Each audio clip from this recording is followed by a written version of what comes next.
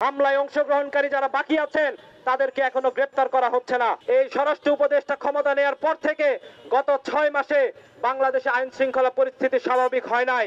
একটি গুপ্ত বাহিনী মাথাচাড়া দিয়ে উঠেছেন, যারা এই হামলাকে নানা রকম ভাবে জায়েজ করার সর্বোচ্চ চেষ্টাটা করছেন। একটি সংগঠন সবরজিনিটি ফর বাংলাদেশ, তারা এনসিটিভিতে ঢুকে মব তৈরি করে সেইখানে এনসিটিভিকে সেটা থেকে বাধ্য করেছেন এবং পরবর্তীতে এখানে বিক্ষুব্ধ আদিবাসী ছাত্র জনতা শিয়া বাটার ও ভিটামিন ই সমৃদ্ধ lily glam beauty soap. Lily, always beautiful.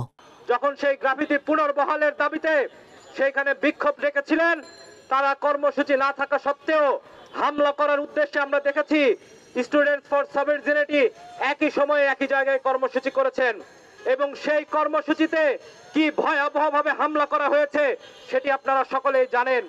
সেই হামলায় আমাদের অনেক আদিবাসী বন্ধুরা আহত হয়েছেন, তারা হাসপাতালে চিকিৎসা নিয়েছেন।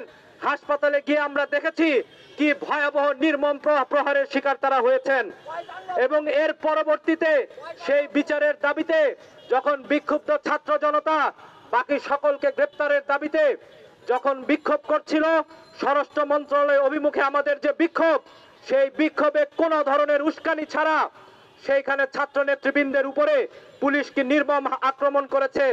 বিগত ফ্যাসিস্ট আমলে, শেখ হাসিনা আমলে যাদেরকে আমরা এই গণ অভ্যুত্থানের মধ্য দিয়ে আমরা যে দীর্ঘ ফ্যাসিবাদের বিরুদ্ধে সংগ্রাম করেছিলাম, সেই সংগ্রামের ধারাবাহিকতায় যে গণ অভ্যুত্থান, সেই গণ অভ্যুত্থানে আমরা শেখ হাসিনাকে পালাতে বাধ্য করেছি। বাংলাদেশে এই গণ অভ্যুত্থানের যে আকাঙ্ক্ষা, বাংলাদেশের প্রত্যেকটা মানুষ, বাংলাদেশের যারা নাগরিক, বাংলাদেশের নাগরিক হিসেবে সকলের যে সমান অধিকার, সমান মর্যাদা, সেটি নিশ্চিত করা তাদের দায়িত্ব। এবং এই স্বরাষ্ট্র উপদেষ্টা যারা এই অভ্যুত্থানের পরে ক্ষমতা নিয়েছেন, আমরা দেখেছি এই স্বরাষ্ট্র উপদেষ্টা ক্ষমতা নেয়ার পর থেকে গত 6 মাসে বাংলাদেশে আইন শৃঙ্খলা পরিস্থিতি স্বাভাবিক হয় নাই এবং এই আইন শৃঙ্খলা পরিস্থিতি স্বাভাবিক হয় নাই তার অনেকগুলো প্রমাণ আমরা দেখেছি। এর আগে আমরা দেখেছি মাজারগুলোতে হামলা হয়েছে, এখানে বিভিন্নভাবে মব তৈরি করা হয়েছে এবং সর্বশেষ আমরা দেখলাম যে শিক্ষার্থীদের উপর কি নির্মমভাবে তারা আক্রমণ করেছেন এবং আক্রমণের আজকে 4 দিন পরেও সারা দেশের মানুষ যখন এটি নিয়ে আলোচনা করছেন, তখন পর্যন্ত আমরা দেখছি সেটি নিয়ে কার্যকর ব্যবস্থা নেওয়া হচ্ছে না। 2 জনকে মাত্র গ্রেপ্তার করা হয়েছে। হামলায় অংশগ্রহণকারী যারা বাকি আছেন তাদেরকে এখনো গ্রেপ্তার করা হচ্ছে না। একই সাথে আমরা দেখেছি বাংলাদেশের রাজনীতিতে অভ্যুত্থানের পর থেকে একটি গুপ্ত বাহিনী মাথাচাড়া দিয়ে উঠেছেন, যারা এই হামলাকে নানা রকম ভাবে জায়েজ করার সর্বোচ্চ চেষ্টাটা করছেন।